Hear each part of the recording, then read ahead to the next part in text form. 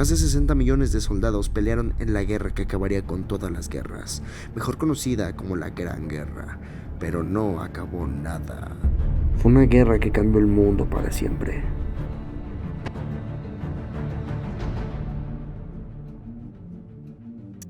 Las causas de la Primera Guerra Mundial.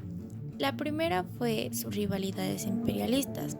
En 1830 comenzó la Segunda Revolución Industrial, donde el capitalismo se consolidó como sistema económico.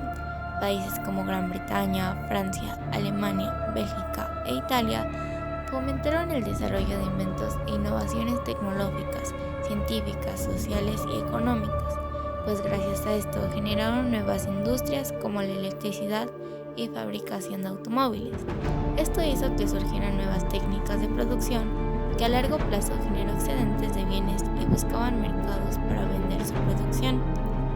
Como los demás países necesitaban materias primas y mano de obra, comenzaron un proceso de expansión hacia otras regiones. A esto se le conoció como imperialismo, que hizo que la competencia por dominar los mercados de ultramar diera lugar a rivalidades entre potencias imperialistas. La segunda causa es un sistema de alianzas, que desencadenó una guerra inicial entre el Imperio Austrohúngaro y Serbia.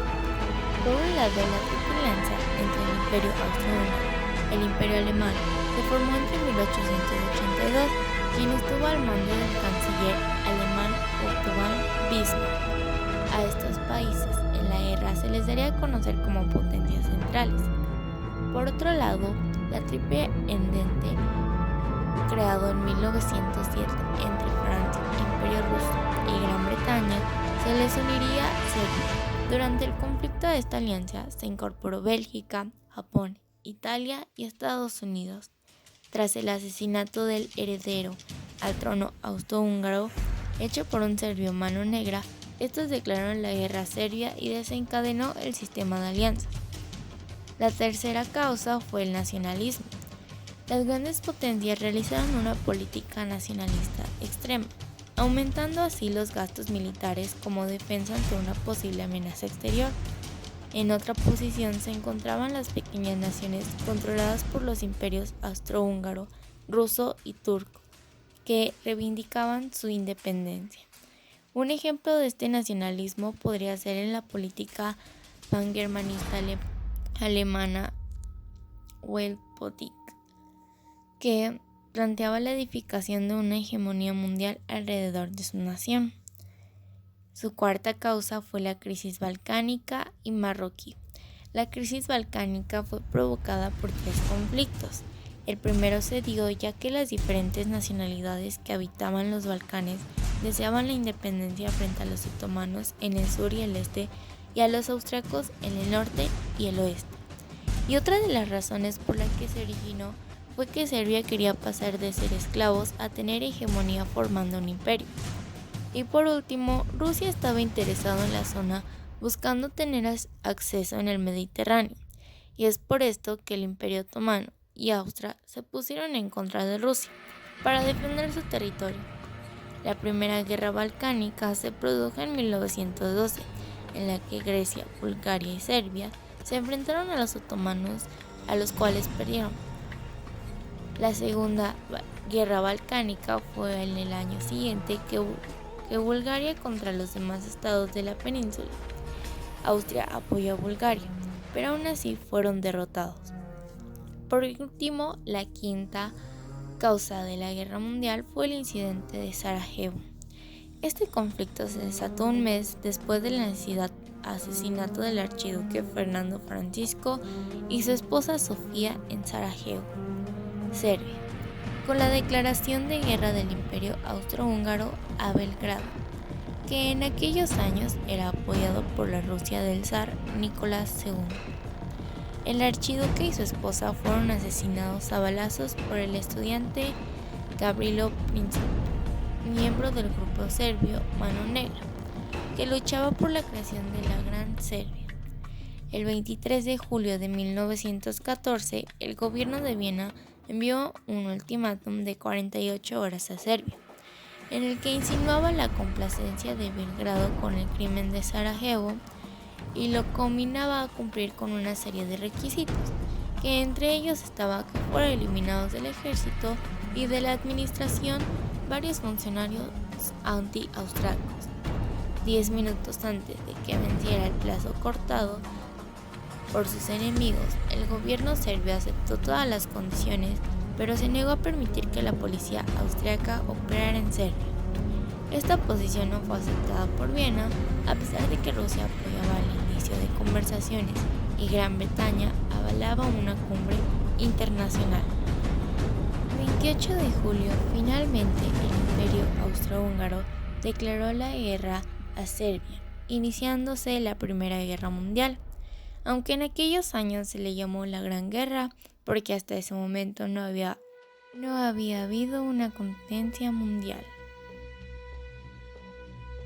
Esta guerra causó demasiadas consecuencias, como las sociales, donde la guerra exigió una mayor intervención de los gobiernos de los países beligerantes en la economía, con el fin de lograr la victoria. Los sindicatos acabaron apoyando la guerra y limitando las propuestas de los trabajadores. Como muchos varones estaban combatiendo, las mujeres fueron empleadas en las industrias de arma y química. En la política se alteró el mapa territorial mundial. Esto trató el Tratado de Versalles y el Tratado de París. Los grandes imperios europeos de la época, como Alemania, el Imperio Austrohúngaro y Rusia, cayeron. Además, Estados Unidos comenzó a predominar mundialmente y los estados europeos comenzaron a decaer. Por otro lado, en la economía, durante la guerra se produjo una gran destrucción material. Otra de estas es que disminuyó la productividad de las industrias y en la agricultura, debido a que la gente se preocupaba por sobrevivir y pelear en vez de producir. Sin embargo, hubo otros países que se beneficiaron por la guerra, debido a que se encontraban en condiciones de producir y comercializar a los países afectados. En las demográficas, murieron mayor cantidad de personas en comparación con las periodos anteriores, aproximadamente 9 millones de personas, principalmente jóvenes varones. En la tecnología, hubo un importante desarrollo tecnológico de la industria. Se crearon cascos y armas como pistolas, fusiles, granadas y tanques. Por último, se consolidaron las ideas comunistas. Además, el rol de la mujer tomó un papel más importante en la sociedad. Finalmente, la llegada de las naciones fue el antecedente histórico de la ONU, donde los países conversan los problemas e intentan resolverlos. Periodo entre guerras. Tras la rápida salida de Rusia de la Primera Guerra Mundial, Rusia comenzó lo que vendría siendo su revolución rusa, formando dos partidos, del bando de Kerensky, que son los mencheviques, el 23 de febrero de 1917, Lenin con los bolcheviques, el 2 de marzo de 1917, y Trotsky, líder del Partido Soviético de Petrogrado. Los bolcheviques derrotan a Trotsky y a Kerensky en octubre de 1917. Los mencheviques fueron apoyados por Francia, Inglaterra y Estados Unidos, formando el Ejército Blanco, y Lenin terminó formando el Ejército Rojo. Lenin pone propuesta a su Congreso del Partido Comunista, el llamado NEP.